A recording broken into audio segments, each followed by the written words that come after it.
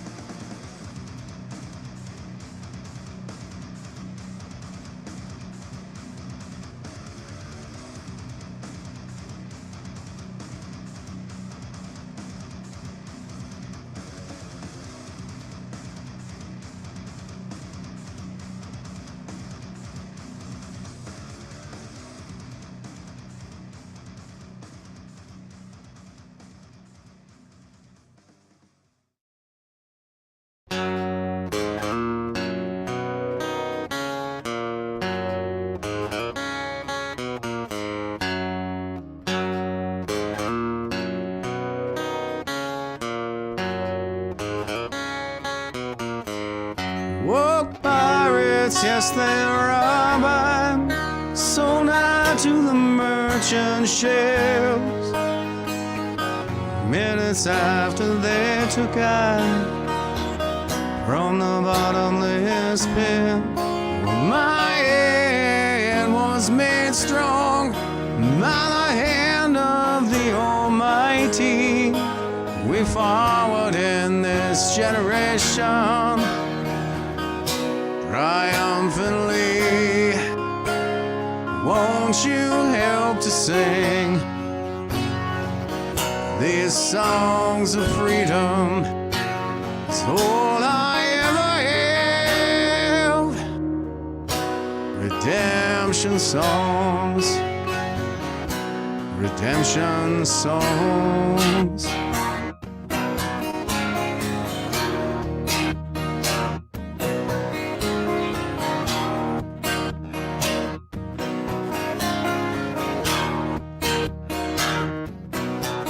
Emancipate yourselves from mental slavery. None but ourselves can free our minds. Oh, have no fear for atomic energy, 'cause none of them can stop the time. How long long shall they kill our prophets while we stand aside and look? Some say it's just a part of it. Got to fulfill the book. Won't you help to sing these songs of freedom? It's all I ever have. Redemption songs. Redemption songs. Redemption songs.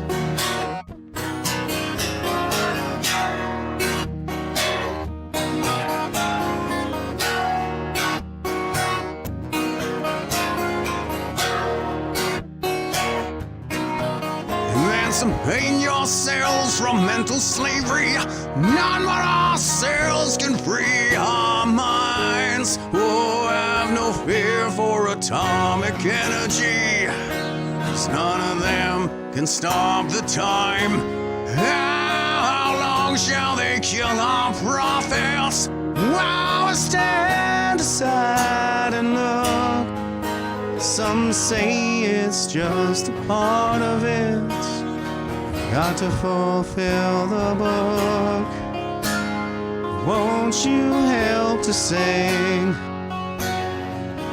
these songs of freedom? It's all I ever have. Redemption songs. Redemption songs. It's all I ever have. Redemption songs. Redemption songs. Redemption songs.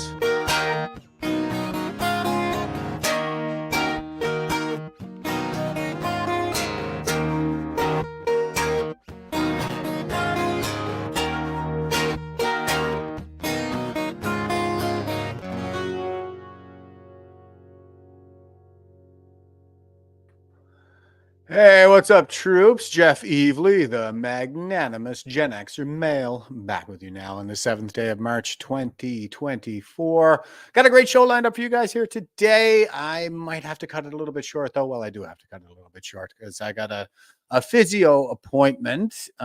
So hopefully not too short. I'm hoping I can wrap this up in under an hour and a half, but there's always so much to talk to. It's a little bit touch and go. So I'll go ahead and say good day to everybody.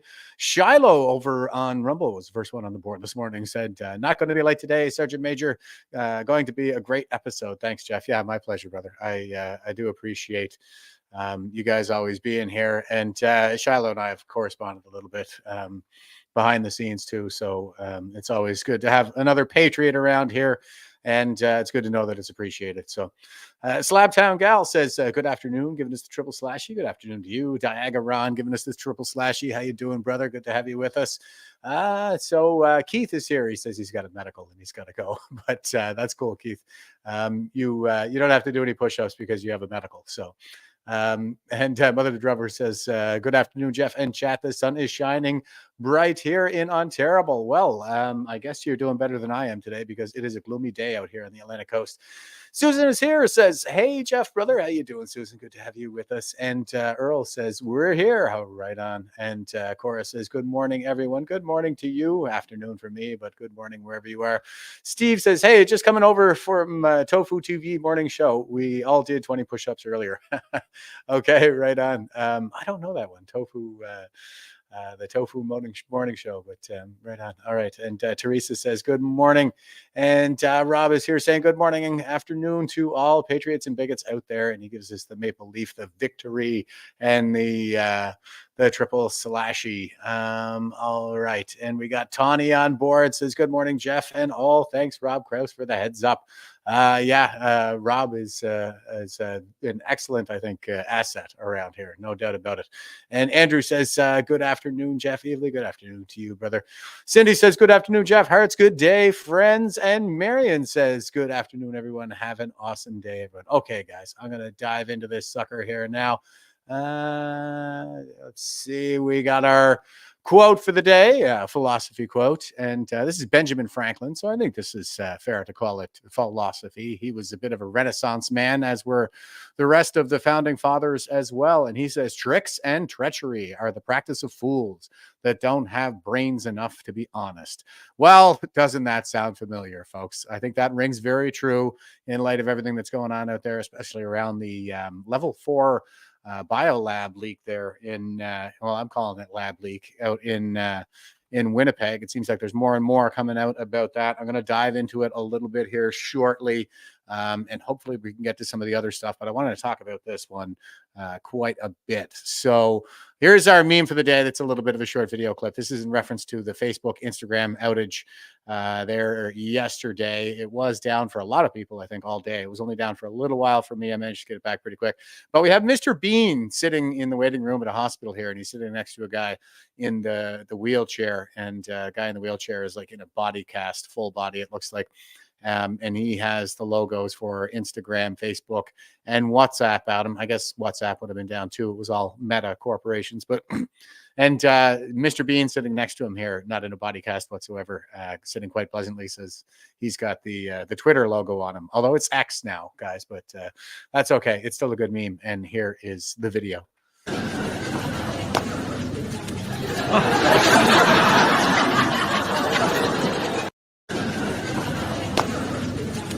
Yeah, so he's kicking his legs around and really showing off for this guy in the body cast here. So yeah, well done, everyone. I don't know that there's anything to be suspicious about with the Meta thing, by the way. I looked into it a little bit there. They said that it was an outage that resulted from, something going wrong during their routine maintenance. And I think something like that actually happened a few years ago, around 2019 as well.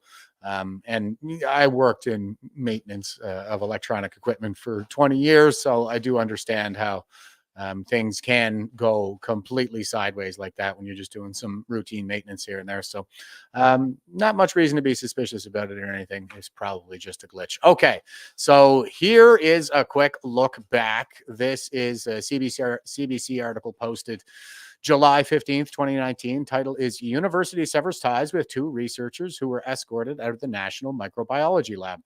Dr. something Qui, I think it's Q, Dr. Xingu Ku, students have been reassigned pending RCMP investigation. So this doctor, professor, whatever, working at the microbiology lab, she was escorted out with her husband due to concerns over a security breach, and her students that were studying under her were reassigned. This is all the way back in July of 2015 that the CBC was already reporting on this. Here's the National Post from February 28th, 2024. So this is where we are now. Fired scientists at Winnipeg lab work closely and covertly with Chinese government, CSIS report says. Yeah, so the CSIS tabled report in the House of Commons there was hundreds of pages long, and there's all kinds of stuff coming out on that. Multiple people, of course, are combing over it and just posting a lot of the most explosive stuff. Subtitle here says, on Wednesday, the government released hundreds of pages related to the firing of Xingu Q and her husband, Keding Chang. Yeah, those are the two scientists, husband and wife couple, that were escorted out. And here is, I think, probably the most important article. This is from March 3rd by Sam Cooper. And Sam Cooper was the guy, what was the story again? But he was working for Globalist News, and now he's not anymore. And he is the reason that we have Wan Pao Wu and Victor O, Chinese Canadian senators, setting up a fund for Chinese people to sue irresponsible journalists who smear Chinese. So he wrote about the Chinese Communist Party, and he's basically the man on this stuff right now. So here is the article. This is from his Substack. It says, comparing redacted CSIS documents with the United States bat coronavirus papers suggests Dr. Q was hired in People's Liberation Army program to work with Batwoman Shi Zhenli in 2019. So Batwoman, Shi Zhenli, is the one who did all the coronavirus research with the bats in the Wuhan Institute of Virology. And she was the one who initially leaked that it could have been that the virus could have escaped from the lab itself. I think she's kind of walked that back since then, probably under pressure. And if I'm not mistaken, she went off the radar there for a little while and then came back. So who knows what kind of coercive measures she's under with the odious Chinese regime. Okay, here's the article. While working for Canada and surreptitiously transferring lethal virus samples to China, Xingu Q was enlisted to lead Wuhan Institute of Virology synthetic bac-filovirus project with the institute's vice director and senior Chinese scientist that worked in 2015 on a controversial United States, quote, hybrid version of a bat coronavirus. So there you go. The explosive evidence yet to be reported from hundreds of redacted documents released this week by Canada's government suggests that Xingu Q was likely working directly with the Chinese virologist at the center of the COVID-19 Wuhan lab leak theory, Dr. Shi Zhenli. Dr. Shi, known as the Batwoman for her bat vaccine studies in China, is reportedly the deputy director of the Wuhan Institute of Virology. While no government has concluded COVID-19 emanated from the WIV, last year, a number of Western intelligence agencies, including the FBI, told the public they do believe the most likely cause of the deadly pandemic was that Chinese scientists were working with bat viruses that leaked into Wuhan's population in 2019.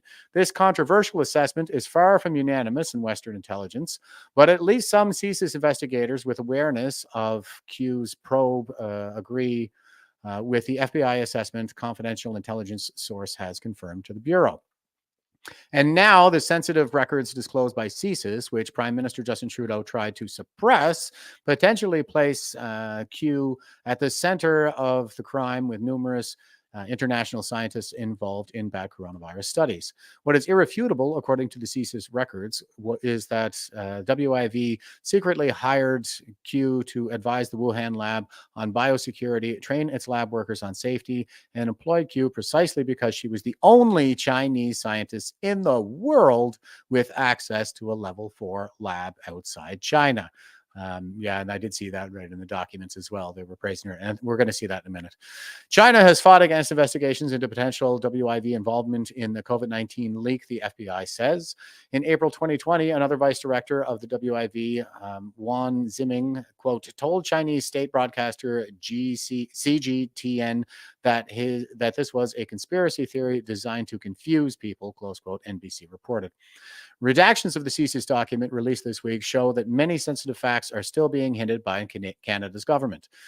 But hundreds of pages of documents reviewed by the Bureau says that CSIS investigation in 2021, believed to be assisted by another Five Eyes intelligence agency, found, quote, Ms. Q was listed as being in charge of overall planning, close quote, for a WIV, quote, animal infection, close quote, project that was to run from June 2019 to May 2021 with a budget of 250,000 Chinese yuan per year.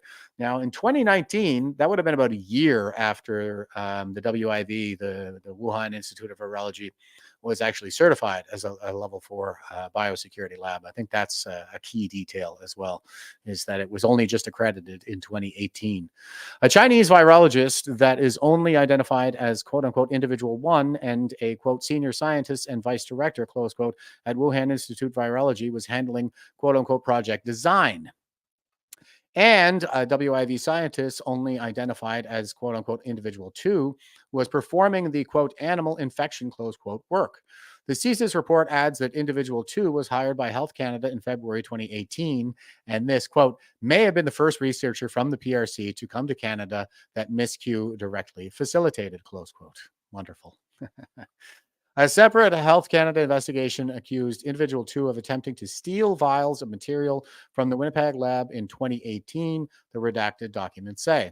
Regarding individual 1, the redacted CSIS report says, quote, in 2015, WIV's vice director was involved in gain-of-function experiments with U.S. researchers as part of a study that created a hybrid version of a bat coronavirus, one related to the virus that caused severe acute respiratory syndrome, SARS, which could jump directly from bats to humans, close quote. This 2015 study for the U.S. National Institute of Health included, quote, research that increases the virulence, ease of spread, or host range of dangerous pathogens, the CSIS report says. Quote, some scientists disapprove of the study, noting that it was a new non-natural risk and provided little benefit and reveals little about the risk that wild virus viruses in bats posed to humans, close quote. It says, quote, however, this study was allowed to continue under review by the U.S. National Institute of Health. Yeah, and there's all that, all those connections there as well, where, you have the Fauci connection to Peter Daszak of Eco Health Alliance, who appears to have been overseeing this gain-of-function research in Wuhan because Obama ordered Fauci to stop the gain-of-function research in the United States. So they got this whole, it looks like they got this whole lab set up in 2018 in the U.S. so they could basically get around that executive order from the Obama administration. A review of open source records by the Bureau shows that Dr. Shi and U.S. scientists, including a man named Ralph Barrick, completed a study in 2015, which was called, quote, a SARS-like cluster of circulating bat coronaviruses shows potential for human emergence, close quote. The 2015 study from Barrick and WIV's, quote unquote, Batwoman, Dr. Shi, says, quote, using the SARS-CoV reverse genetic system, we generated and characterized the chimeric virus expressing the spike of bat coronaviruses, close quote.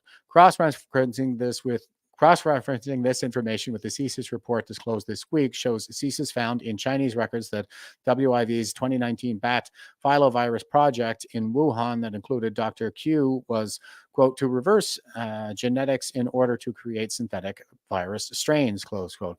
Both quote unquote Batwoman, Dr. Shi, and Barrick are connected in the U.S. government records with Peter Daszak and Eco Health Alliance, quote, a longtime WIV collaborator, close quote, according to a COVID-19 origins report from U.S. Senator Marco Rubio. The suspected People's Liberation Army agent, Dr. Q, along with Shi, Barrick, and Daszak, met together for an October 2018 symposium at WIV. Open source records show. The Canadian government documents reviewed by the Bureau don't identify who Q collaborated with at the October 2018 conference, but revealed that Q also secretly provided training to numerous people at WIV in October of 2018 in a project she hid from Canada's government. Furthermore, the bat filovirus plan in Wuhan that included Dr. Q, according to Chinese state documents obtained by CSIS, was, quote, to access cross-species infection and pathogenic risks of bat filoviruses for future vaccine development purposes, which suggests that gain of function studies were possibly to take place, close quote. CSIS's June 2021 report says, quote, these studies contain various biosafety and biosecurity risks, and the U.S. government pausing funding on gain of function research with potential pandemic pathogens in 2014. Wuhan Institute of Virology hired Q in PLA espionage program. Meanwhile, the CSIS report explains that it was WIV that secretly sponsored Q's applications to work surreptitiously with the People's Liberation Army in a program targeted by the FBI called the 1,000 Talents Program, which extracts civilian research from Western nations for Chinese military use by paying foreign scientists under the table. Yeah, the 1,000 Talents plan is a big part of their strategy to steal our technology, and it's something like an elite capture strategy as well, I guess. Not really elites in terms of leaders, but in terms of technological know-how. From October 2017 to January 2018, Q's 1,000 Talents application was submitted to the WIV's hiring department. She, quote, collaborated on the application with, close quote, WIV's individual 2, the senior technician that was to work with her on bat filoviruses in 2019, CSIS records say. Regarding the plan for Dr. Q to work with the WIV's deputy director on synthetic bat viruses, the CSIS report said, quote, the international scientific community raised concerns as to whether or not it should allow laboratory research that increases the virulence, ease of spread, or host range of dangerous pathogens, close quote. The records say that Chinese Communist Party documentation for the planning and approval of another secret WIV project, including Q and Ebola viruses, said, quote, we are in the process of applying for the official permit to transfer BSL-4 pathogens from Canada to China, close quote. It continued, quote, to avoid confusing the leaders, it's better not to let Winnipeg's National Microbiology Laboratory know about this project. It's not so necessary to have the opinion from the National Microbiology Laboratory. Yeah, okay. So nothing to see here, folks. We're just transferring Ebola to the People's Liberation Army, who want to be number one, by the way, in biological warfare. Q and her husband, a molecular biologist, along with several other students from China that included PLA officers, were expelled by Canadian authorities from Canada's only BSL-4 laboratory, the National Microbiology Lab in Winnipeg, in 2019 after concerns were raised about the behavior of these students, including some caught removing vials from the lab. Records show in the subsequent investigations regarding Q's security clearance, a CSIS interrogator pressed Q on her connections to senior PLA scientists involved in bioterror and vaccine research that could include China's biowarfare programs. Most prominently, Q worked directly with PLA Major General involved in China's bioweapon research and COVID-19 vaccine programs. An examination of the redacted CSIS records suggests. The records show that a CSIS interrogator told Q, quote, redacted is a major general in the PLA and redacted is involved in bioweapons research, that this is publicly available knowledge, close quote. Quote, she is, close quote. Q told the CSIS interrogator, quote, I wasn't aware, close quote. The CSIS report adds Q was, quote unquote, dismissive when asked if she thought her collaborations with WIV and other Chinese institutions involved in the Thousand Talents program included CanSino biologics, quote, have assisted in the capability of the PLA. Yes, of course, she's very skeptical because just like Benjamin Franklin was just saying, I think she's engaged in some self-deception and is probably naive with respect to the true nature of the PLA. And this is a great picture here. So it says, this is from the top of the article, but Matt Redley, a UK biologist who has studied at the Wuhan Institute of Virology coronavirus lab leak theory with Canadian investigator Alina Chan, posted this video to X after Canadian records were released this week. So we have this group photograph here. This is the 8th International Symposium on Emerging Viral Diseases. And of course, it's also in those idiot Chinese squiggles as well as English. But we have right here is Dr. Shi sitting here in the front row. And where is she? Dr. Q sitting right here in the front row as well. So they've got like two people in between them, but that is about it. So they're attending the same conference together. And who else is this right here in the front row? That's Peter Daszak. Oh my, yeah, it certainly is, a tangled web that we weave. Here's Andrew Coyne, and he says he's quoting from a Globe and Mail article. Of course, I don't have access to the Globe and Fail because I'm not going to pay those scumbags when they already have a hand in my pocket and a gun in my face with that media bailout. But Andrew Coyne says, quote, a source with direct knowledge of the material said the information when uncovered would show that scientists Q and her husband Cheng provided confidential scientific information to China. And he's got a screen cap here. It says the government said it could not release documents about their dismissal for national security reasons. The government's unwillingness prompted a showdown that led to opposition parties voting to declare the Liberals in contempt of Parliament.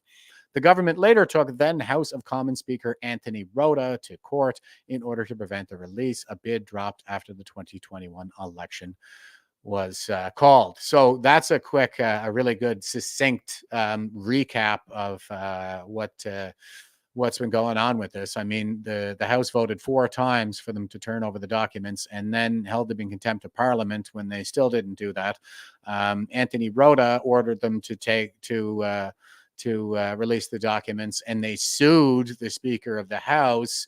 And then when that didn't work, when it still looked like it wasn't going to work, they called the election so that the committee looking into this would be dissolved and they'd have to start the whole process over again. And now that it's firing up again, I mean, Anthony Rota got shoved aside there with the whole Nazi Gate scandal. So I wonder if maybe, because it's when I reported on it at the time, I was like, this is a setup, right? This looks like he understood very well as soon as he read the statement out loud from the chair that the people who fought the Russians during World War II were the Nazis.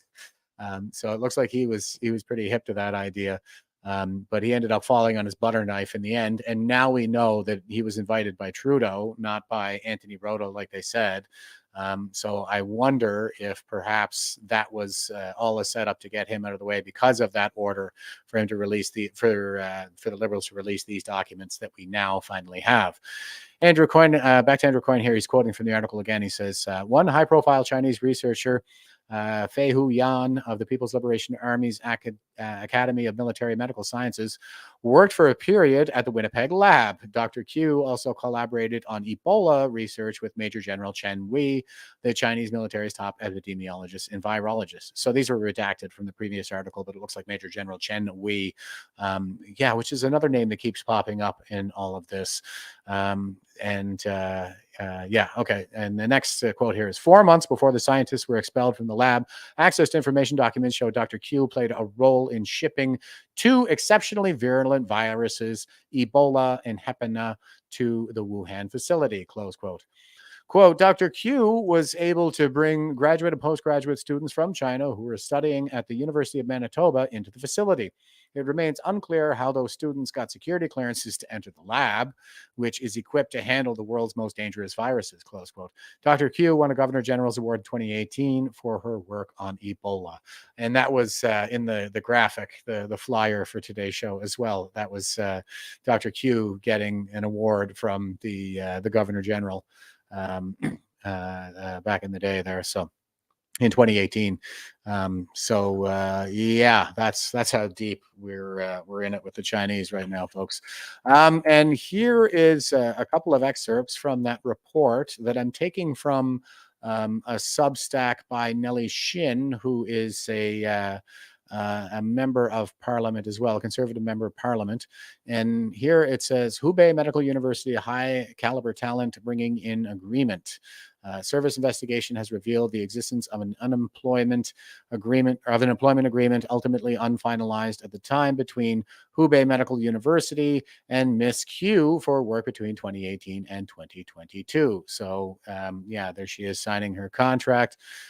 Miss Q would be expected to work on site at HBU. That's the Hubei Medical University, HBU, for 2 months per year and continue to lead the work of the task group members when off-site. And we got a big redaction there, but it goes on to say, this HBU agreement stipulates that Miss Q would receive compensation funding and accommodation in the PRC for assisting HBU in managing and developing their lab, building a team, and conducting innovative scientific research.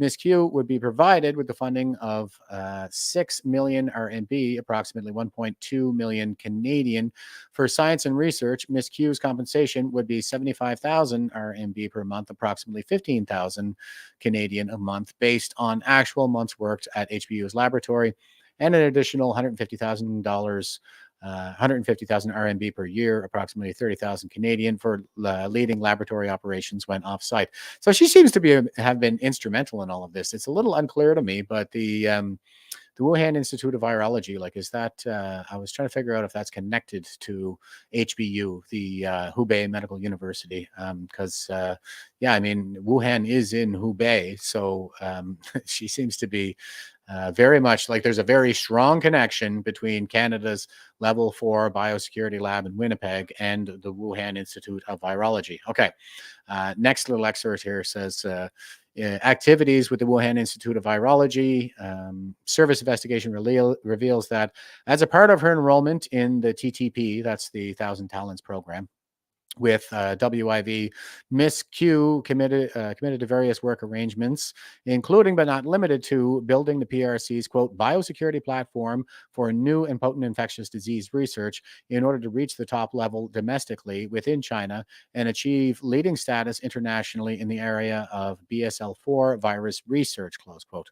That's biosecurity level 4.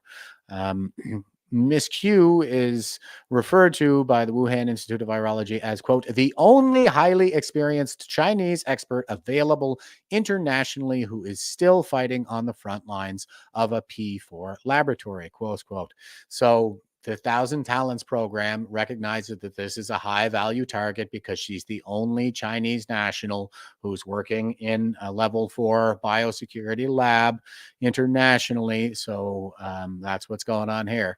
The TTP application specifies that all results and intellectual property generated from the TTP contract would belong to, quote unquote, declaring entity, which is the Wuhan Institute of Virology. Other options to select were, quote, my current employer, close quote, and that would be the Winnipeg lab, or myself. Okay, so yeah, it's a pretty strong connection that we're seeing here from Canada to Wuhan. Pretty unbelievable. Okay, here's Andy Lee, and of course she's doing a fantastic job of uncovering all this Chinese interference, and she's tweeting out, it clearly states restricted visitors from China working with Q and Cheng in Winnipeg were given logins they didn't possess security clearances for, that they transferred research to their personal devices, and that they removed lab data on flash drives. So those are those students that they were just referencing there in the I think that was in Sam Cooper's article, where they weren't sure how these students that she brought in got their security clearances. Well, it looks like they were there to steal intellectual property and potentially dangerous pathogens, for that matter. So here's Andy Lee again, and she's tweeting out, these are screenshots, by the way. That was the last one was a screenshot from the report tabled by CSIS to the Parliament. And here we have, this is a letter from what do you call it there? The FAC, from FAC to Dr. Q herself. And here we go. She says, full letter from FAC to Dr. Q of the Winnipeg NML following investigation. And she's got a couple of bullet points here that are taken from this correspondence. And it says that you failed to protect Government of Canada property and information in the course of your scientific collaborations, that you restricted visitors, that you or the restricted visitors under your supervision inappropriately disseminated, facilitated, or authorized the dissemination of scientific data and other information to unauthorized persons, including but not limited to by using personal computer accounts to share data and information, and by storing and sharing data using unauthorized USB keys. Wow. And I worked in, communications in the military, so I know that is a major no-no. This is highly sensitive information, and they just went in there and put it on their personal devices. It's incredible, of course, because they're stealing. That's what's happening.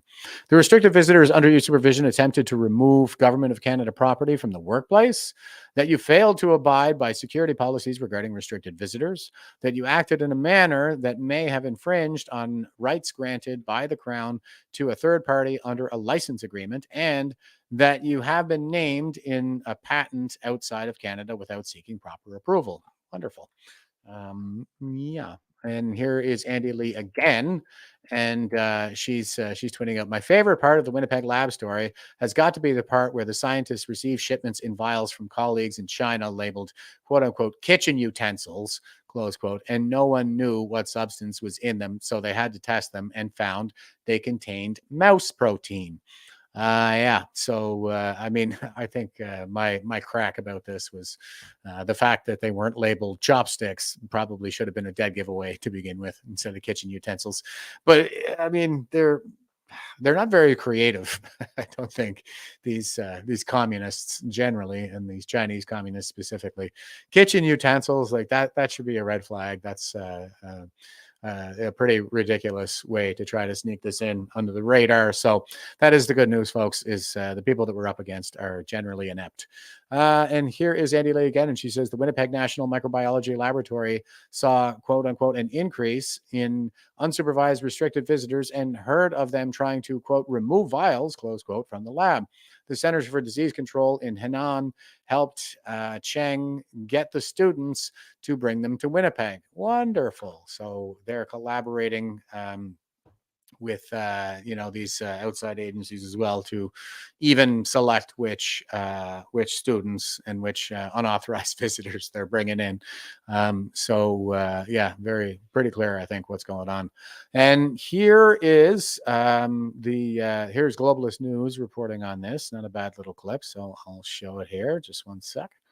Good evening and thanks for joining us. There's new information tonight about two scientists from China who were escorted out of the National Microbiology Lab in Winnipeg in 2019. The husband and wife team were stripped of their security clearance and fired in 2020. The reason has remained mysterious. The lab is a level 4 virology facility, one of a handful in North America equipped to work with the most serious and deadly human and animal pathogens. It's part of the Public Health Agency of Canada, and there's been intense pressure for more transparency about the couple. A lot of documents were released in Ottawa late today. David Aiken has been looking through them. David. Well, Donna, the government has been clear that this was the first major case of foreign interference by China that really came to light, and as you mentioned, came to light in 2019. And we know that these two Chinese scientists were dismissed for cause. These new documents do shed some more light on the reasons for their dismissal. We're dishonest about some of their engagements.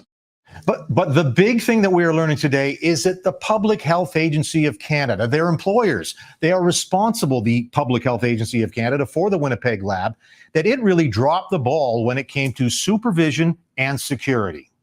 A lax adherence to security protocols. I think that there was an inadequate understanding of the threat of foreign interference. I believe that an earnest It's a breach of security protocols. There, I said it for you. Effort was made to adhere to those policies, but not with the rigor that was required. David, is the minister suggesting these Chinese scientists never should have been hired at the lab in the first place? And is there evidence they took any top secret information out of the country? I don't know if that minister is suggesting that they shouldn't have been hired, but we're looking at the activities of the two scientists. Were they a bit naive? Yes, this report concludes. Did they get proper supervision? No, they did not. And that goes to the Public Health Agency of Canada. But the report does conclude, and I'll read a quote, that those two scientists were, quote, a realistic and credible threat to Canada's economic security. They had meetings with Chinese officials that they did not disclose, and that was one of the reasons they left. But Minister Holland today saying no secret information left the country. However, looks like some research did, because one of those scientists got their name on a patent registered in China. Donna. Okay, David in Ottawa, thank you. Okay, not too good, not too good. But hey, the mainstream is reporting on it. That is good. And here is Mark Holland himself. Health Minister Mark Holland claims that in 2019, the Trudeau government had no awareness of how Chinese government wanted to influence Canada's scientific interests. You guys believe that? I don't believe that. This is True North, by the way. You're talking about lax adherence. I mean, people let PRC nationals into the lab. Who authorized this? Well, I think that, the question at the time was these were eminent scientists whose research and work was well known. They were leaders in their field, some of the brightest scientists that were known. And I think in 2019, the extent to which China was attempting to influence the scientific community or to interfere in domestic Canadian affairs was not known to the extent it was today. Yeah, not known. Yeah, right. I'm pretty sure we knew all about it, right, guys? Well, for those who didn't know, here, like he's saying that the government of Canada didn't know. But here is Chinese intelligence services and triads financial links in Canada. This is from Project Sidewinder. This is a leaked document. It's labeled secret. It was originally crafted, it looks like 24 June 1997.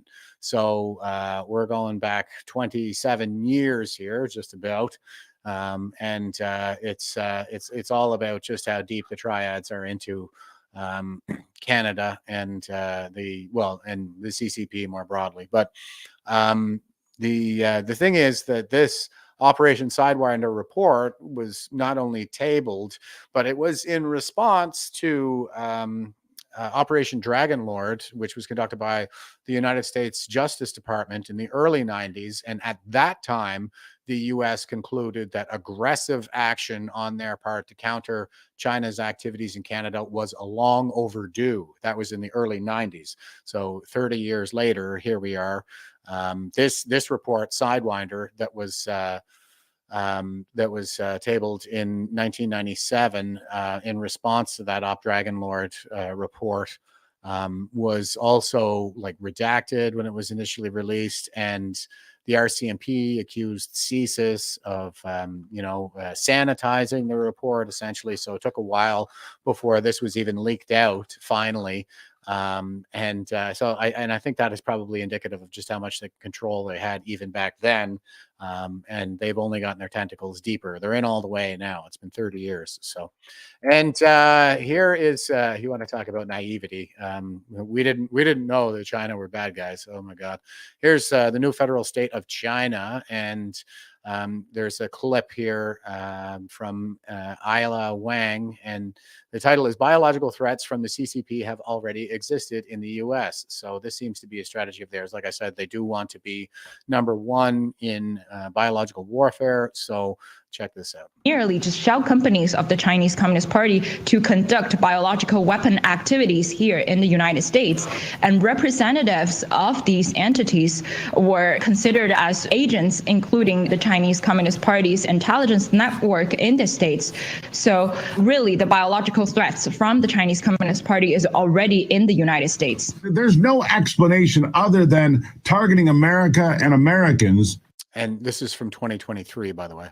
To have this lab here. I mean, you wouldn't have this lab here to study things that you're going to use in China, right? Right, Steve. In fact, there are a lot of other biological weapon labs in mainland China, including, a production or incubation of the COVID virus in the Wuhan Institute of Virology, including the fentanyl production in the Nanking biological weapon lab.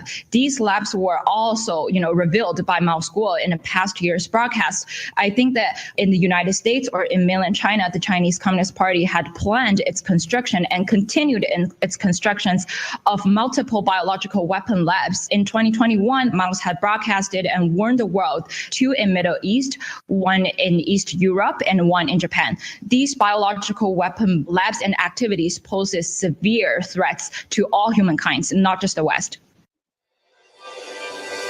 No kidding. So that was a lab in California that was uncovered, and they had a lot of humanized mice there, from what I understand. What were they had dangerous pathogens, the whole shebang. So they're doing this all over the world, in all different countries. To say that it's an existential threat to humanity, well, I was showing there's a paper that they published where they're actually trying to make more deadly viruses. There was one, maybe it wasn't a paper, but anyway, it was.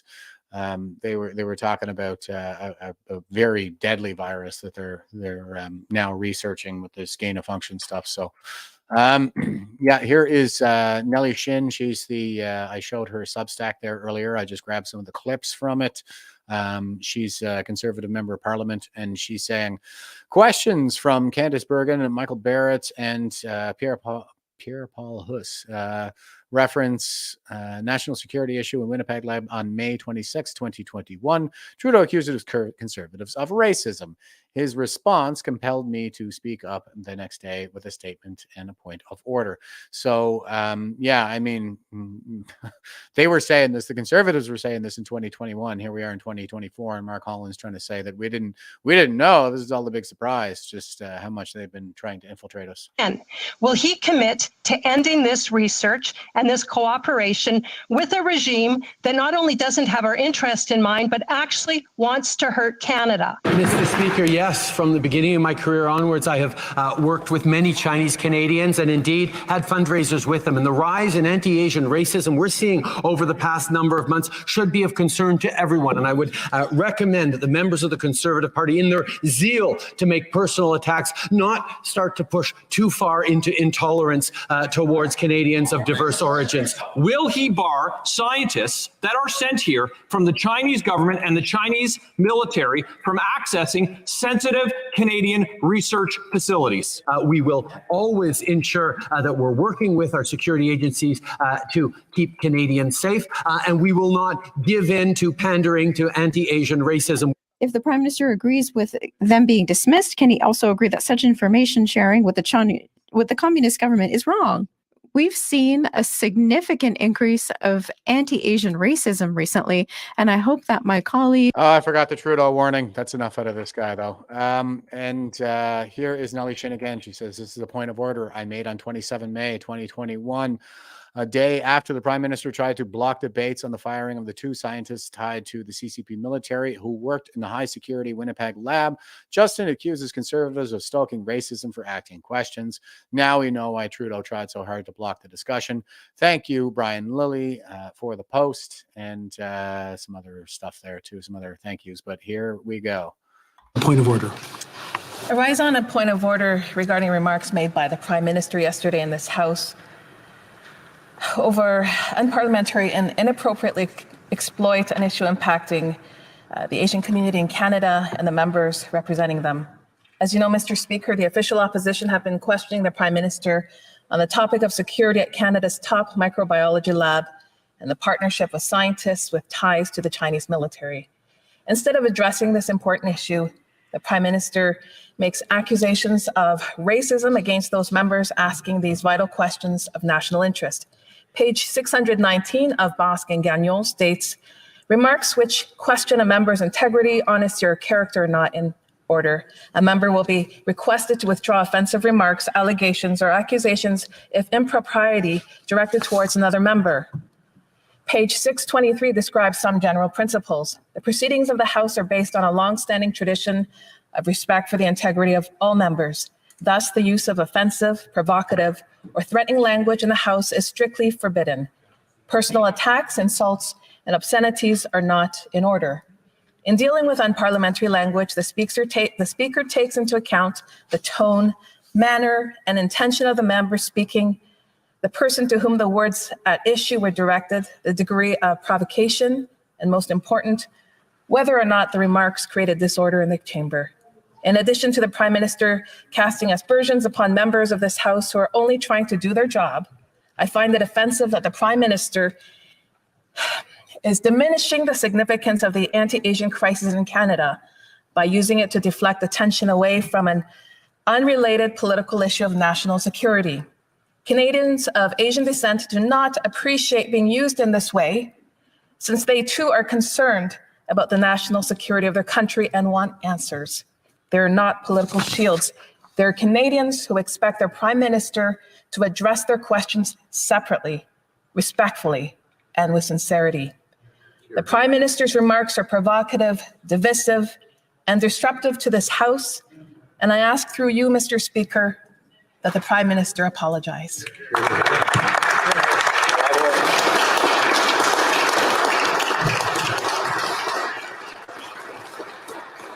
I want to thank the honourable member, and I will take it under advisement and return to the House should I see necessary. But I want to take this opportunity to remind all the members in the House and who are joining us virtually in the House that when using words, please be very conscious and judicious of the words you use. They affect people differently, and try to put yourself in the person receiving the words, how they would feel. Please. Okay, Anthony Rota. Yeah, I know. When Trudeau does something wrong, we should all learn from the experience. Here's Nellie Shin again, and she says another statement made by before a question period on May 27, 2021, asking PM to apologize for accusing Conservatives of racism and for asking national security questions on the Winnipeg lab scientists. The Prime Minister never apologized. Of course he didn't. Here she is again. Yesterday, Conservatives asked the Prime Minister about the infiltration of scientists from the Chinese Communist regime's military.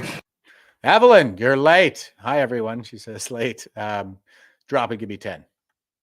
In high-security Canadian labs. This breach in security is serious and deserves a serious response. But to my shock, the Prime Minister conflated our legitimate concerns about national security with racism against Asian Canadians. He spun an inflammatory narrative that implies Conservatives are stoking intolerance. By using this false narrative, he has cheapened and undermined the ongoing efforts to combat the rise of anti-Asian racism. Mr. Speaker, all members should call out racism wherever it exists, but no member, especially the Prime Minister, should ever use this kind of hatred as a tool to distract from his own incompetence. As an Asian Canadian MP who has combated racism my whole life, I am appalled by the Prime Minister's audacity to belittle the seriousness and sensitivity of anti-Asian racism. I call on the Prime Minister to make a public apology and retract these unacceptable statements. Hear, hear.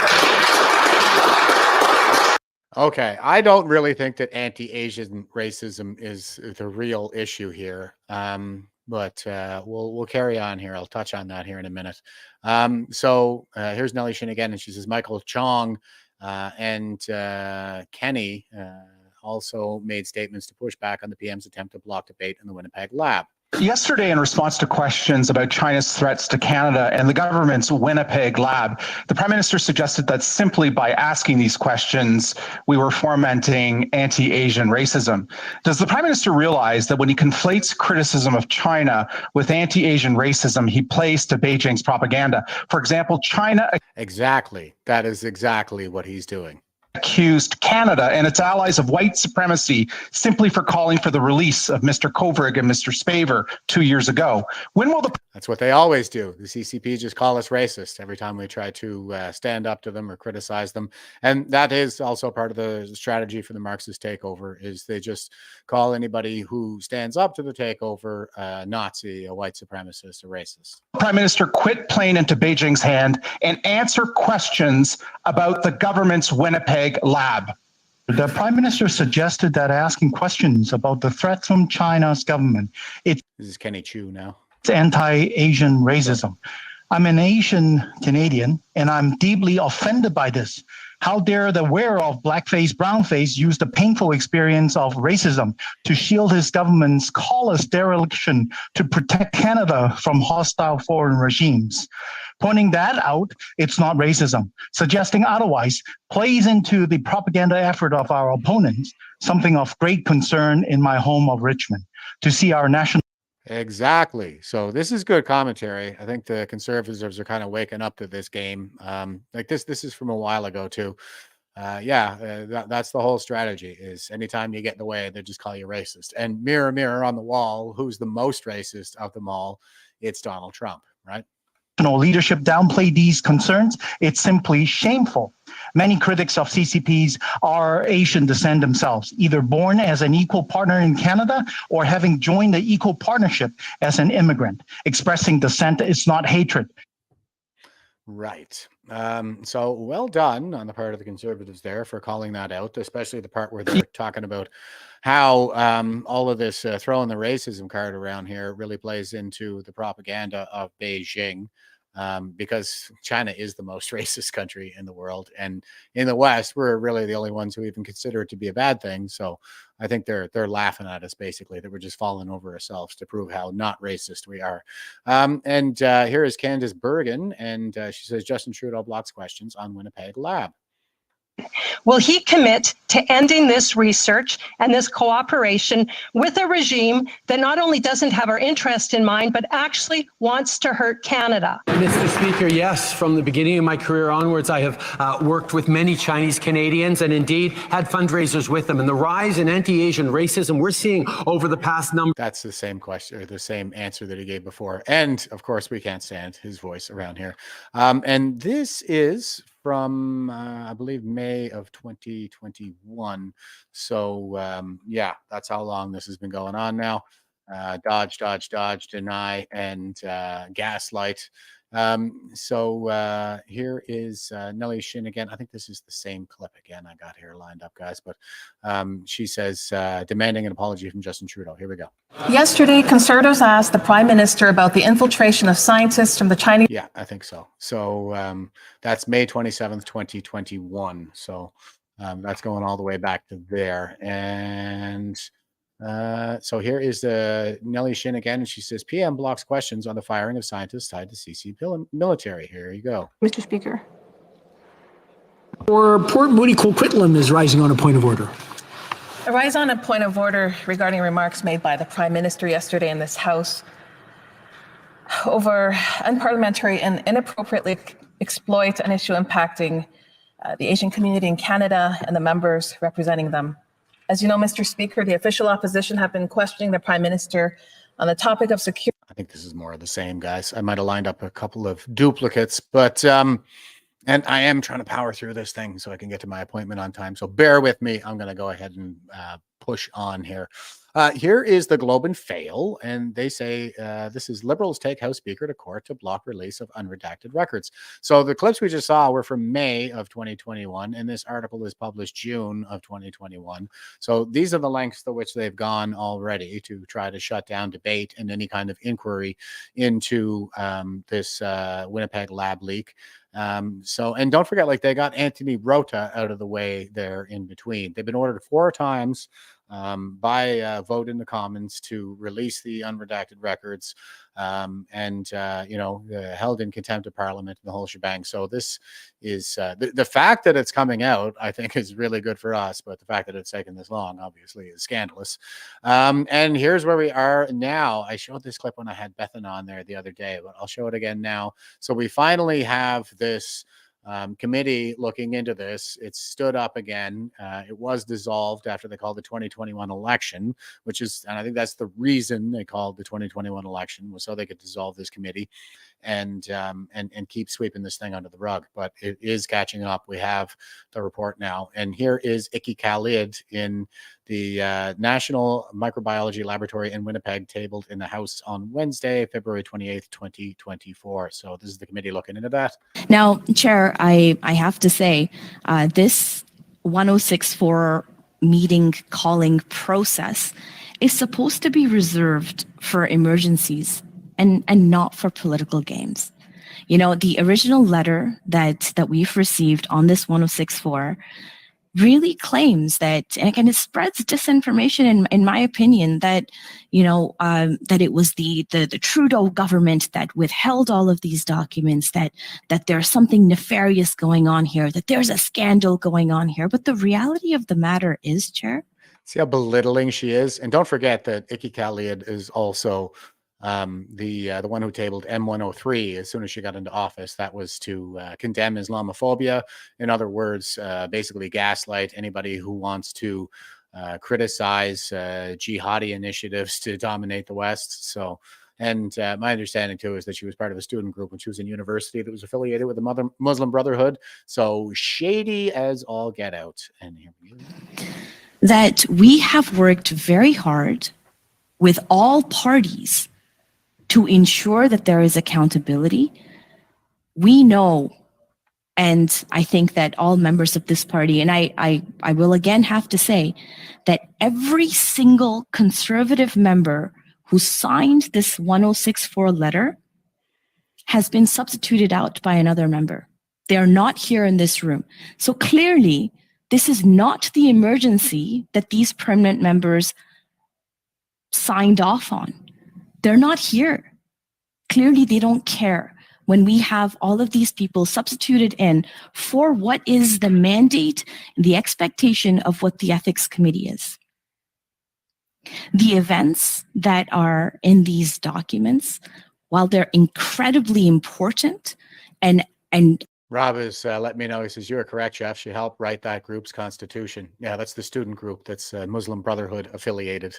And M103 is straight out of the playbook of the Organization of Islamic Countries at the UN. They're a block of about 80 countries who all vote together to who all vote together, first of all, to get all these resolutions condemning Israel. There's nothing in there condemning China, no resolutions condemning China or North Korea, but Israel has about 110 right now, resolutions condemning it. And also there was what was dubbed the blasphemy resolution back in 2009, where they took a bunch of like inalienable characteristics that are prohibited grounds for discrimination under various human rights act. They took all of that and they slipped in the defamation of religion as if it were some kind of a group of people worthy of protection. So M103 really kind of takes its marching orders from that. Our government's taken action by creating this ad hoc committee, by releasing those documents publicly, does not constitute an emergency of what transpired 5 years ago. Many actions have been taken over these 5 years to ensure that these issues have been dealt with and that they won't happen again. That's literally the purpose of how we are going to get to ensuring that there's accountability and fairness in process. And Rob is confirming it's 110 resolutions against Israel and 4 against all other countries in the world. Yeah, it's not hard to tell who's running the UN. It's the world's dictators. The ad hoc committee, which again I was a part of, we did important work over the course of many, many months to get to the bottom of this. This 1064 is not necessary. It's not urgent. It is not in the mandate of this ethics committee. And Chair, for that reason, I move that we adjourn this meeting. Point of order. Mr. Chair, I request a recorded vote on this. Thank you. That's fine, Mr. Chong. Point of order. It's point not, of order, Mr. Chair. On a point of order, yeah. it's not debatable what Ms. Khalid just. I just want clarification to the effect of what Ms. Khalid has moved is to shut down debate. I'm so that's sorry, debate. Chair, That's but debate. no, I refuse That's to debate. let That's debate, Mr. this 1064 to become political gander for Ms. my Khalid, wonderful I've already conservative addressed that with colleagues. Mr. Cooper, and Thank and for those who are watching at home, this is a dilatory motion to stop the meeting before a decision is rendered. So I am going to ask the clerk. It is non-debatable. Mr. Chong has asked for recorded division, and I'm going to ask the clerk. Sorry, Chair, it sounds like you're debating a little bit there. No, I'm explaining. Oh my God. I'm explaining, Ms. Khalid. Okay. Thank you. Okay. I'm explaining exactly what's going on here, and that there's no further debate, that you've asked that this meeting be adjourned without a decision of the committee being made. I'm explaining. Because this is not the mandate of the committee, Chair. That's your opinion. Go ahead, Madam Clerk. The vote is on the motion to adjourn the meeting. Yeas 6, nays 4. So the motion to adjourn does carry by Ms. Khalid. This meeting is now adjourned. So they edited out the vote in that particular clip, but the unedited version that I think I showed when Bethan was on the other day shows that, yeah, it was right down party line. So Liberals and the NDP all voted to shut down the debate, whereas the Conservatives voted not to, and I think the one block vote was to abstain. So yeah, they're still trying to shut this down. And here is Glenda M, and she says, pertaining to the Winnipeg lab, Trudeau accuses Pierre Poilievre of conspiracy theories and being the reason this wasn't addressed sooner, while he is the one who covered it up. What a lying POS. Okay, I'm not going to show the whole thing here. Trudeau warning, everybody. Our security systems, our intelligence and security agencies flagged problems at the Winnipeg labs that were followed up on. We know as a country that increasingly countries like China and others are trying to either influence or get secrets out of our country. And that's why we have to continue to be extraordinarily vigilant about how we're making sure we're doing everything necessary to keep people safe, to keep our research institutions safe. As a government, we've taken many, many initiatives, and I've tasked our National Security and Intelligence Advisor to look even deeper at this Winnipeg's lab situation and make recommendations on how we can move forward appropriately. This is something that people would expect governments to take seriously and expect all parliamentarians. It's the usual boilerplate of platitudes. To take seriously.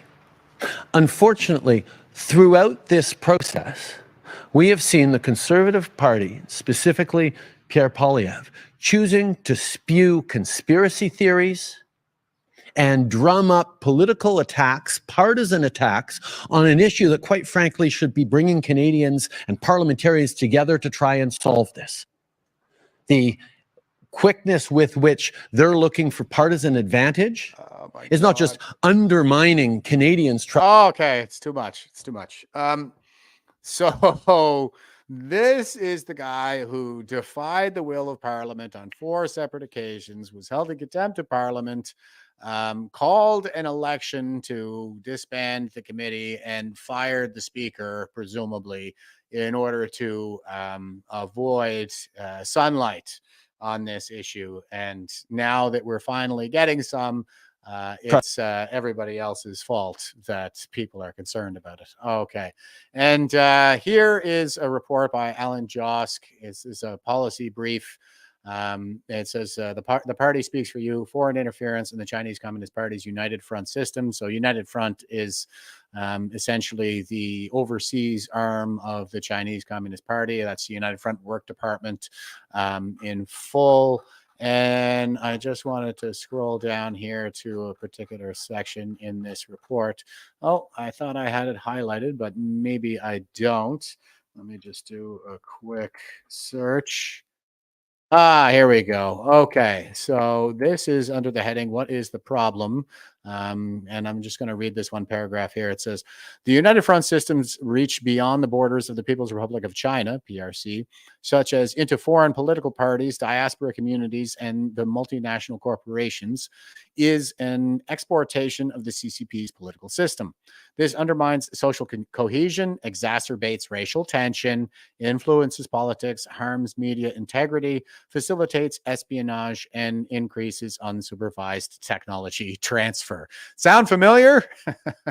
Yeah, I think so. I think that's exactly what's going on in Canada. And the CCP's strategy for like elite capture is the blue, gold, yellow strategy. So it's blue for hacking, gold for bribery, and yellow for honeypots, sex, that kind of thing. So it's basically a bribery and blackmail scheme that they use to influence elites, and also they swoon them and stuff like that as well. So that like the PRC, there's the CCP, and then there's also the PLA. And I find that this is the PLAs and the People's Liberation Army. I find that this is very much in line with their unrestricted warfare strategy. So that's a 5-pronged strategy. It's lawfare. So, you know, like the fund to sue irresponsible journalists who smear Chinese, that's being set up by our own senators of Chinese origin. And so there's lawfare, the lawfare, economics, the economic warfare. Like, you know, we're probably seeing this in our housing market, I think, as well as the BRICS strategy.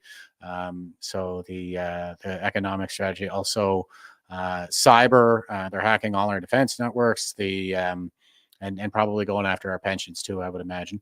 Cyber, and then there's psyops. Okay, so like Mao's Cultural Revolution, we see all this shaming and you know, shame on us for being so racist and committing genocide at the Kamloops at the residential school, which of course there's never been any bodies recovered from the so-called mass grave, for which we lowered our flags to half staff for an entire 6 months. That's just a Maoist shaming tactic. It's shame the outsider, praise the insider.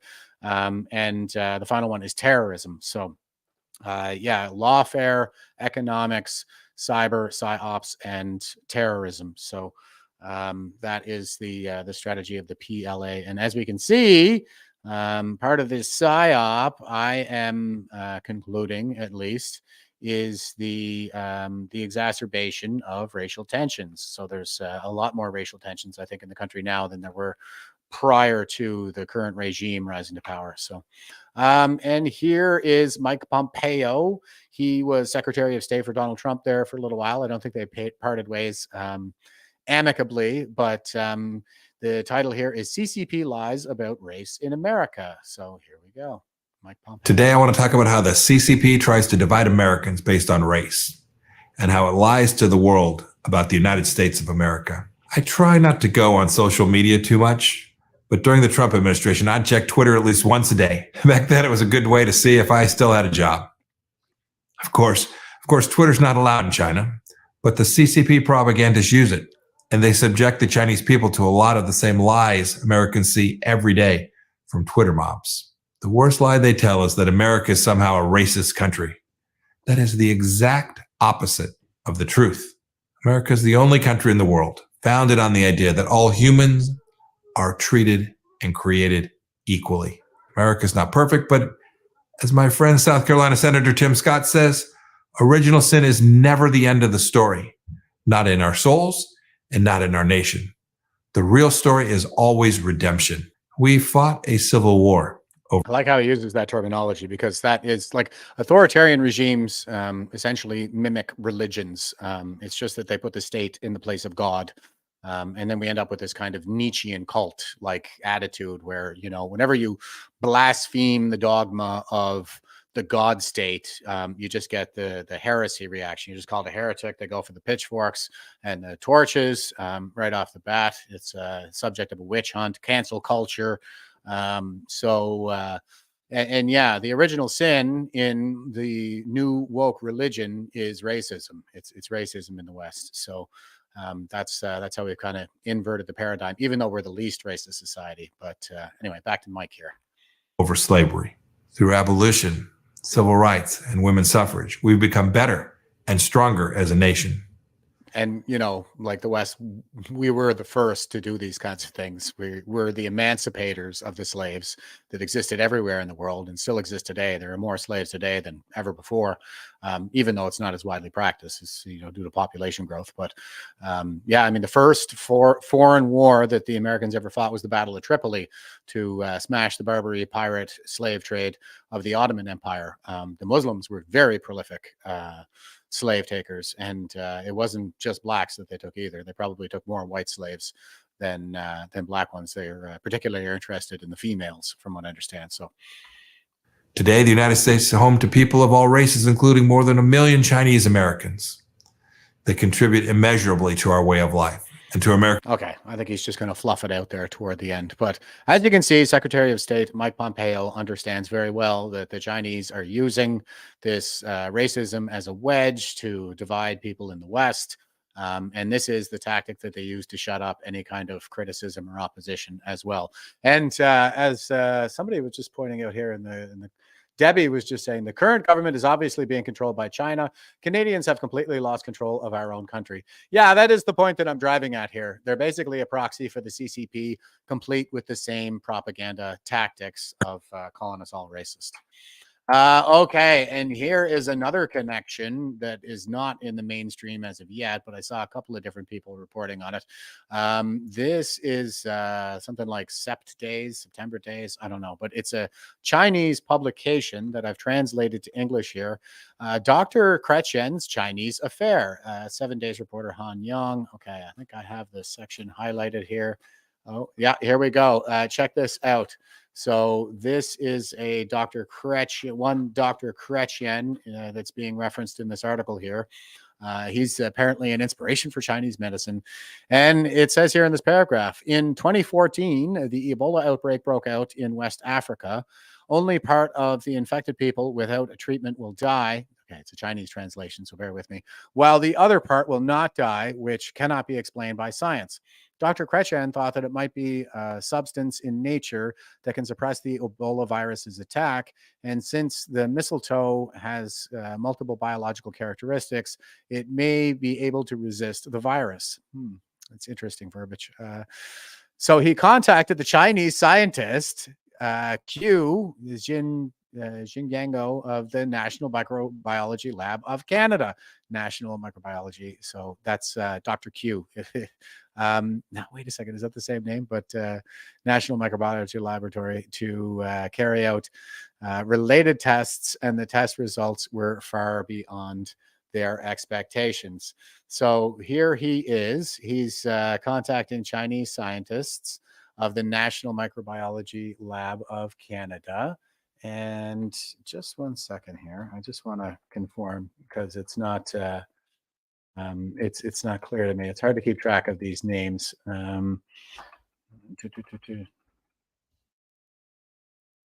Bear with me, guys. But I tell you what. Okay, so no, this name. Yeah, okay. So that is the same name.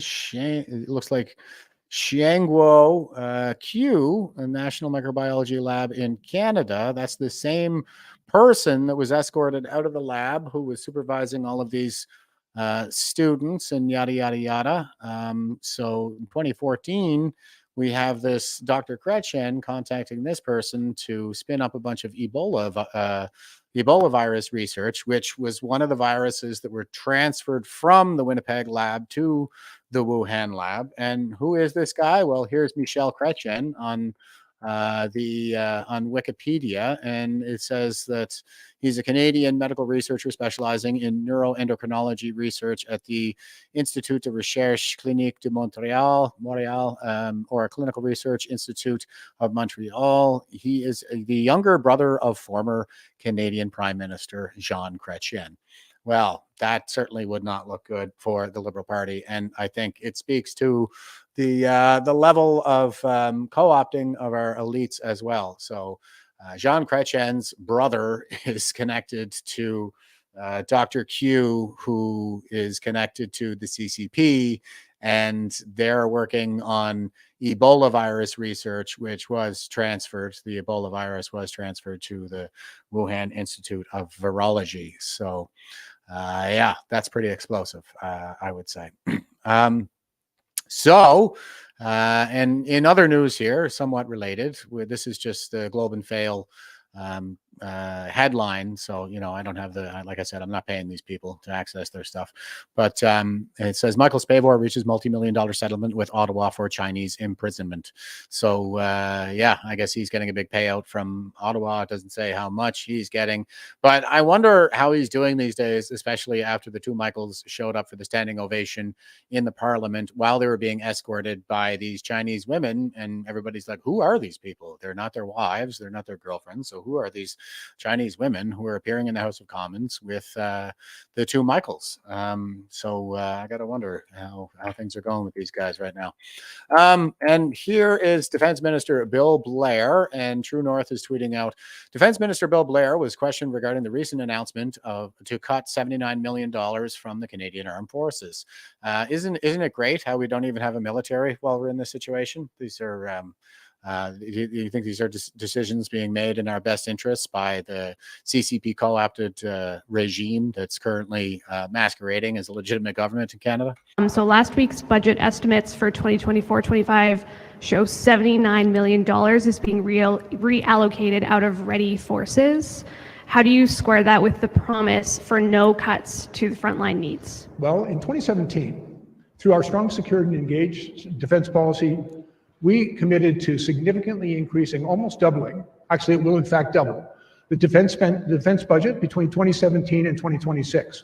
So we are on a very positive upward trajectory of spending in defense. But we're spending Canadian taxpayers. That's double think. You just got $79 million and they're saying we're on an upward trajectory of spending. And as in any bureaucracy, I think it's important that we look for the most efficient way to actually deliver the results the Canadians need and deliver for the Canadian Armed Forces. And so I've asked the Canadian Armed Forces and Department of National Defense to look at some of our expenditures for things like consultants, things like executive travel, or even professional services. And I want to be clear, some of those professional services, particularly around the maintenance of our fleet, are absolutely essential to the good order of the Canadian Armed Forces. But there are some, I think it's incumbent upon every government, every bureaucracy, to look for the most efficient ways in order to spend those valuable dollars to get the most public value for the Canadian Armed Forces and for Canada. And so, okay, bunch of baffle gab. Good enough there, Bill. Have another drink. Just like somebody in the comments was just saying. Okay, and here is Sonia Poulton, and she's saying lawsuit launched against Canadian military for mandating jabs. 458 ex-serving personnel have joined together to sue and highlight coercion and lies of the COVID-19 jab. Former sniper Brett Campbell told TNT Radio Live about the pressure to take it or fake it. So this is a very interesting story that, of course, is very near and dear to our hearts here at Veterans for Freedom. And here is Brett Campbell. I don't know if anyone... Yeah, speaking of a weakening military, by the way. Anyone here has heard my story, but I blew the whistle on the fake vaccine taking. So they threatened to get me to fake it, take it or fake it. And I decided to not take it, and I blew the whistle on that, and obviously I received the consequences of it. So wait, Brett, you just said something really curious there. Take it or fake it. They were asking you to fake it. I think what happened was because I knew what was going on and I didn't want it, maybe to keep me in or to keep the numbers up or to keep me quiet, they wanted me to fake it. And I guess the doctor was ordered to do that. He was ordered to get me to fake take it. And that kind of pissed me off. I mean, imagine taking that order from someone and then, you know, going along with it. That probably should have woke people up right there. But Right. Right after I heard him say that you need to fake this or we're going to charge you, I knew that I obviously had made the right decision. And obviously now we know, 2 years later that it was the right decision. Yeah, no kidding. Well done, Brett Campbell. Man, oh man, like, this is keeping with the theme that I saw throughout the course of my career too, is that it's like they're more concerned with the outward facing optics than they are with the internal integrity and operations of the CAF. Like, actually, it's kind of like Elon Musk says, how people are more worried about looking good than they are about doing good. And I saw that throughout the course of my career as well. So it can be a pretty morally injurious experience, I think, as many of us understand these days. And it seems like this guy is probably dealing with some of that as well. There's a kind of betrayal, I think, that is key to the whole PTSD issue, for example. And here is Andrew Bridgen. I hope I'm Pridgen in the UK. And he says, I have written Sir Mark Rowley for an urgent meeting with the Metropolitan Police to discuss various issues regarding the COVID-19 pandemic and vaccination program. You can read my full letter below, which is supported by a range of people of all backgrounds. So this guy is engaging with the Metropolitan Police over in UK to discuss the jabs. So I think this is definitely positive. You guys, I'm going to skip over the letter for now, guys, because like I said, I'm going to an appointment. But yeah, I mean, we're getting some serious politicians, finally looking for some accountability in all of this. It's especially looking good, I think, in Australia right now with what's been going on down there. But now UK is getting on this as well. Hopefully going to bring some legal ramifications for what we've all suffered through in the last few years. So that's good to see. Oh, and Super Tuesday was just the other day there when we had the outage of Meta. And Trump is the nominee, by the way. So Nikki Haley bowed out. I don't think she explicitly endorsed Trump. She said something like, I wish him well. So maybe she's a little bit butthurt over all of that. But this is, I think, the best hope for Western civilization right now is Donald J. Trump. What an era we live in. And here's Jim Ferguson, and he says, Trump lays it out. And he gives a quote here. So I'm just going to play his clip. But here we go. And we won.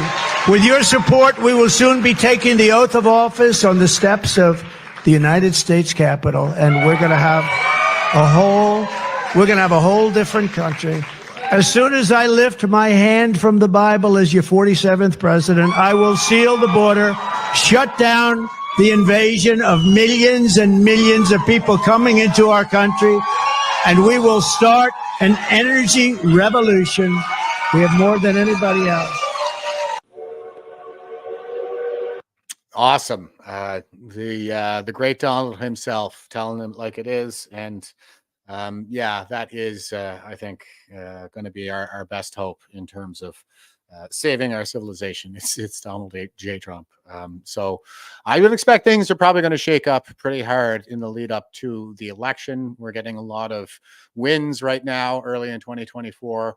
I try to highlight all those wins, and we got to celebrate those victories, no matter how small they are, as they come along. But at the same time, we got to manage our expectations too, and understand that, like, we're not out of the woods just yet. So it's going to be a really big election this year, massive in the United States. And I would expect that they're going to try and pull something to steal this election too, like they did with the last one. So And I expect that the CCP was probably at the center of that stolen election as well. But I mean, there are interests that are aligned. It's more complex than that. I don't mean to be overly simplistic about it. I think Democrats that are functionally ideologically captured had a lot to do with it too. And that is that's a big part of how the CCP operates, where they stoke these narratives about racism. So now everybody on the Democrat side thinks, oh yeah, those right wingers are just terrible racists and they need to be stopped. And it's the same thing that they do with, say, their Confucius Institutes, where they spin these narratives about Chinese history in a truly Marxist fashion, where they make the Chinese appear as the oppressor class and the West or oppressed class, and the West appear as the oppressor class, using narratives around the Boxer Rebellion and the Six Nation Army occupation, the rape of Nanjing, which I think was actually the Japanese, but and the Opium Wars. That's a big one that I'm always pointing to as well, because they weren't about opium, not from the British perspective, but that's the narrative now. I mean, opium was legal everywhere in the world until 1940s America.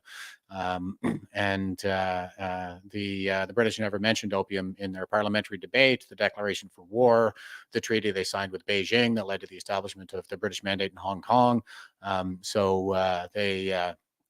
They weren't particularly concerned about the opium. It was more about treating Britain as an equal power. So, all right, I think I'm doing pretty good. I'm going to make it to my appointment. So here's the Veterans for Freedom website, everybody. You can subscribe to our newsletter by clicking subscribe here. Join Veterans for Freedom if you're a veteran by clicking join here, and support Veterans for Freedom by clicking support here. Two options in the Java window will be to donate to us directly to support our operational costs, like my StreamYard account and the website. And the other one is to click the support button. And this is our Veterans for Freedom support fund. We don't have the new candidates up just yet for this month, but last month's winner was Kayla Pollock. And we are doing a separate, I got to give Drew all the credit for that. We are doing a separate GoFundMe to, it's just to buy a service dog and a wheelchair. So we're getting all kinds of support and visibility on Kayla Pollock. This is a really great initiative that we're really proud of around here. So sign up for a monthly subscription donation using one of the buttons and your credit card. If you don't want to use your credit card, you can send your e-transfer to fund@veteransforfreedom.ca. That's fund@veterans4freedom.ca, preferably with your auto deposit enabled. But if you're not able to do that, please use the password fund4freedom. That's all caps fund, number 4, all caps freedom, and we'll make sure that gets off to a worthy cause. All right, that brings us all the way back to Benjamin Franklin, and he says, tricks and treachery are the practice of fools that don't have brains enough to be honest. Sound familiar? Icky Khalid or Justin Trudeau, or the entire Liberal cabinet for that matter. Really interesting times through which we're living right now, folks. And isn't that something? How Jean Chrétien's brother is connected to the same doctor that was frog marched out of the Winnipeg lab because she was working with Batwoman over there at the Wuhan Institute of Virology. Wow, it's quite a mess, these tangled webs we weave. Okay, I'll throw to a few comments before I sign off. And Rob says, thanks for the stream, Jeff. Have a great day, everyone. Yeah, and he's given us the victory and Maple Leaf and the triple slashy. And you have a great day yourself there, brother. And Cora says, thank you once again, Jeff. What you do is very appreciated. Have a great day, everyone. Write an MP and let them know what you think of their actions. Not a bad idea. Definitely not going to hurt. And we do need to keep the pressure up. There are all kinds of cracks in this dam now, so it's only a matter of time before it bursts. We just got to keep that pressure off. And Evelyn's going to have to watch the replay. You missed a couple of good connections there, I think. And Rocky is saying you didn't know that. Let's see. And Patricia says, have a good day, everyone. Freedom. Have a good day to you as well. And ST Rolani is saying, no, Trump is part of the elite. It's not as black and white as that.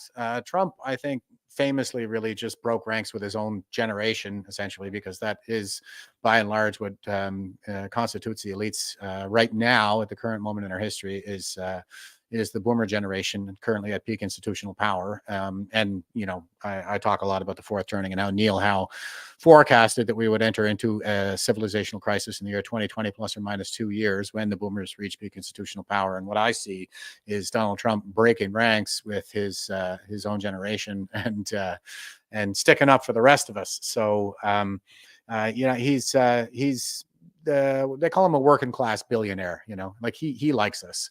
He doesn't have that kind of contempt, I don't think, for the average citizen. And Patricia says, thanks for a great show, Jeff, as always. Yeah, my pleasure, guys. My pleasure, Patricia, and my pleasure, everybody.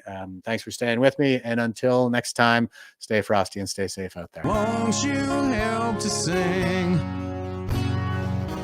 these songs of freedom?